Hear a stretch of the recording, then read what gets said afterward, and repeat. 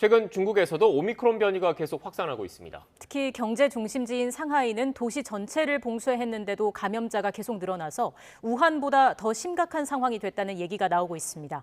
이 소식 베이징 특파원 연결해서 알아보겠습니다. 강성웅 특파원. 네, 중국 베이징입니다. 네, 지금 상하이가 봉쇄됐다고 하는데 사람들이 모두 집 안에 격리가 돼 있다는 얘기입니까? 그렇습니다. 상하이의 상주 인구가 2,500만 명입니다. 서울 인구 그리고 경기도 인구를 합친 것보다 더 많은 사람들이 상하이에 살고 있습니다. 그런데 이 주민들이 모두 집에서 밖으로 나가지 못하고 모두 자가격리 상태가 되고 있습니다. 출근도 등교도 외출도 모두 금지가 됐습니다. 도로에는 간간히 보이는 긴급 차량 말고는 텅 비어 있습니다. 공항과 기차역이 운영이 된다고는 하지만 사실상 텅 빈 상태여서 상하이는 현재 다른 지역과도 거의 고립돼 있습니다. 전기나 수도, 치안 등 필수 기능은 가동이 되고 있지만 회사나 학교, 시장은 모두 문을 닫았습니다. 버스나 지하철 같은 대중교통도 현재 멈췄습니다. 이런 상태에서 최소한의 식자재나 필수품, 그리고 긴급 구호 물품 등은 현재 공급이 되고 있는 상황입니다. 인구 2,500만 명의 대도시가 이렇게 갑자기 봉쇄된 것은 중국은 물론이고 세계에서도 유례를 찾기 어려운 상황입니다.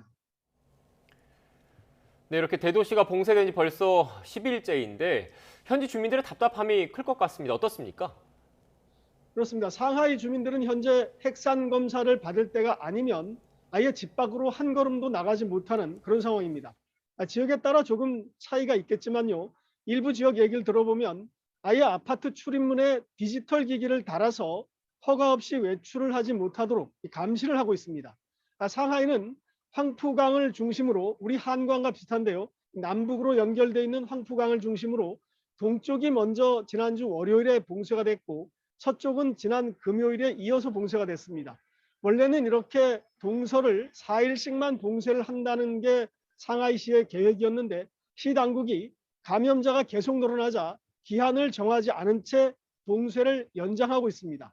격리 중인 시민들은 집에 가지고 있는 식료품, 생필품, 화장지, 식수 이런 것들을 가지고 버티고 있는데 특히 푸둥 지역 주민들은 예고 없이 시작된 봉쇄가 10일째 계속되고 있습니다. 현지에 거주하는 분들의 말을 들어보면요. 일상이 중단된 것 자체도 큰 문제지만 봉쇄가 언제 풀릴지 모른다. 이것이 훨씬 더 불안하다. 이렇게 말을 하고 있습니다. 특히 현지 우리 교민을 포함해서요. 중국 생활이나 언어 그리고 이런 예고 없는 봉쇄에 익숙하지 않은 외국인들이 더 힘겨운 시간을 현재 보내고 있습니다. 현재 상하이 거주 한국 교민도 주재원과 유학생 등을 포함해서 3만 명이 조금 넘는 것으로 추정이 되는데 모두 현재 자가격리 상태입니다. 네, 2년 전 코로나19 발생 초기 우한의 모습을 연상시키기도 하는데 우한 상황보다 상하이가 더 심각하다고 하는데 맞습니까? 감염자 숫자로만 보면 이 상하이는 이미 우한 상황을 훨씬 넘어선 그런 심각한 상황입니다. 상하이의 어제 감염자 수를 보면요. 오늘 아침에 발표됐는데 17,081명입니다. 하루 전보다 28%가 또 증가했습니다.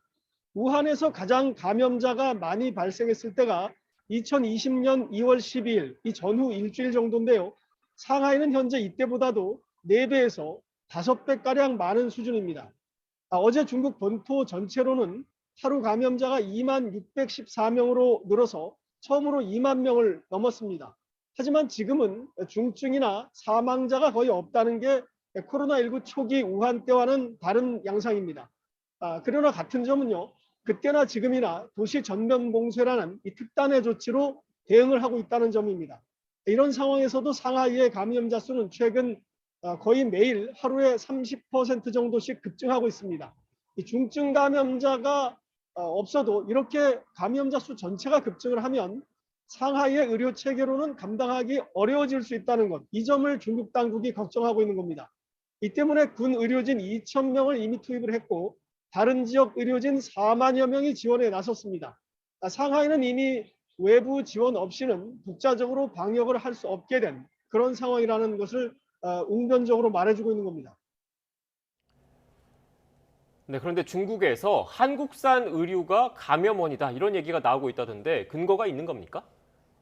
네, 중국 보건당국은 지속적으로 이런 주장을 해왔습니다. 한국을 특정해서 말하지는 않았었는데요. 코로나19가 사람뿐 아니라 냉동식품, 소포 이런 물건을 통해서도 전염이 될 수 있다고 그동안 반복적으로 이 중국 보건당국은 주장을 해왔습니다. 최근에는 상하이의 한 수산시장에서 물고기에 입을 벌려서 면봉을 집어넣어서 액상 검사를 하는 이런 모습이 담긴 영상이 화제가 되기도 했습니다. 그만큼 식료품이라든지요, 외국에서 들어온 소포라든지 심지어는 이 살아있는 물고기까지도 감염원으로 보고 있는 겁니다. 물론 이런 주장은 세계보건기구나 의학계의 일반적인 학설과는 큰 차이가 있습니다. 중국은 봉쇄식 방역으로 현재 자국 내에서는 코로나19를 잘 통제하고 있는데 해외에서 유입되는 게 문제다 이렇게 보고 있는 겁니다. 최근에는 한국에서 감염자가 하루에 30만 명 정도씩 나오자 이번에는 한국산 의류가 감염원이 됐다 이렇게 일부 지방당국이나 일부 중국 매체가 주장을 하고 있습니다. 이러던 차에 이번 주에는 베이징의 한 한국 의류 상품 매장에서 직원이 확진이 되면서 이런 주장이 더 퍼지고 있는 그런 상황입니다. 네, 가뜩이나 현지 우리 교민들도 봉쇄 때문에 힘이 드실 텐데 이런 주장 때문에 더 어려움이 많겠네요. 네, 그렇습니다. 그래서 이곳 주중 한국 대사관에서도요, 중국의 지방 당국이나 이 매체들이 한국산 의류를 감염원으로 특정하는 것, 이 부분은 좀 지나친 것 아니냐 이렇게 이의를 제기한 상태입니다. 중국이 각종 물품이나 물건의 포장에 대해서까지 바이러스 검사를 하는 것, 이거 자체는 중국 방역 당국의 판단이기 때문에 막을 수는 없지만 한국산 제품을 감염원이다 이렇게 특정해 발표하는 것은 좀 자제해달라는 요청입니다. 하지만 중국이 그동안 유럽의 연어나 캐나다에서 온 소포 이런 것들에 대해서 바이러스가 검출됐고 그것이 감염원이 됐다 이렇게 반복적으로 주장을 해왔기 때문에 한국의 어떤 이런 요청도 요청에도 중국의 입장은 쉽게 바뀌지 않을 것 같다 이렇게 현지에서는 보고 있습니다. 네, 지금까지 베이징에서 YTN 강성웅입니다.